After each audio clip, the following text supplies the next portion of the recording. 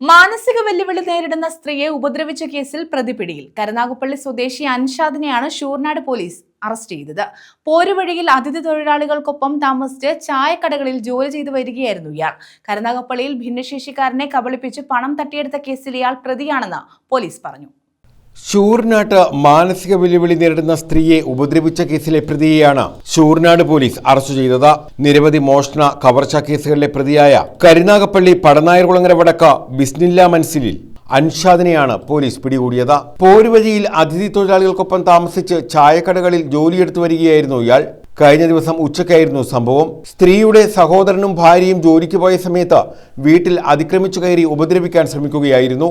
നിലവിളി കേട്ട് ഓടിയെത്തിയ സമീപവാസികൾ അൻഷാദിനെ തടഞ്ഞു വയ്ക്കാൻ ശ്രമിച്ചെങ്കിലും ഇയാൾ രക്ഷപ്പെട്ടു. പിന്നീട് പുത്തൂരിൽ ഇറച്ചിക്കടയിൽ ഇയാൾ ജോലി ചെയ്യുന്നുണ്ടെന്ന് പോലീസിന് വിവരം ലഭിച്ചു. തുടർന്നാണ് ഇയാളെ പിടികൂടിയത്.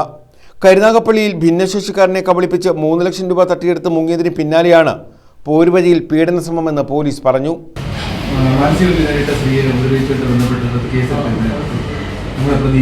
അൻഷാദിനെ വളരെ തൽപരമായിട്ട് തന്നെ പുത്തൂർ പോലീസ് ജയസാറിന്റെ സഹായത്തോടെ പിടിച്ചിട്ടുള്ളത്. അതിന് നേതൃത്വം കൊടുത്തത് ശൂന്യാട് S Joseph ലിയോൺസാണ്.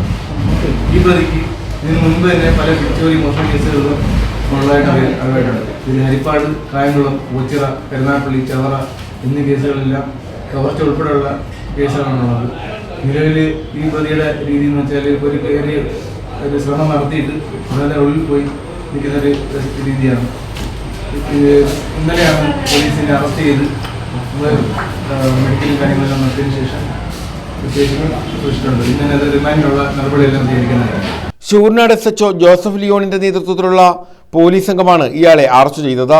SI Deepu Pillai, Puthur SI Jayesh, SIമാരായ രാജേഷ്, ബിൻസിരാജ്, CPO അരുൺരാജ്, ബിജു, ഹോംഗാർഡ് ബാബു എന്നിവരുടെയും പുത്തൂർ സ്റ്റേഷനിലെ GSI Madhu OP, CPO Rahul എന്നിവരുടെ നേതൃത്വത്തിലായിരുന്നു അറസ്റ്റ്. കരുനാഗപ്പള്ളി, ചവറ, ഹരിപ്പാട്, കായംകുളം, ഓച്ചിറ സ്റ്റേഷനുകളിൽ ഇയാൾക്കെതിരെ മോഷണ കേസുകൾ നിലവിലുണ്ടെന്നും പോലീസ് പറഞ്ഞു. News bureau, Sasthamkotta.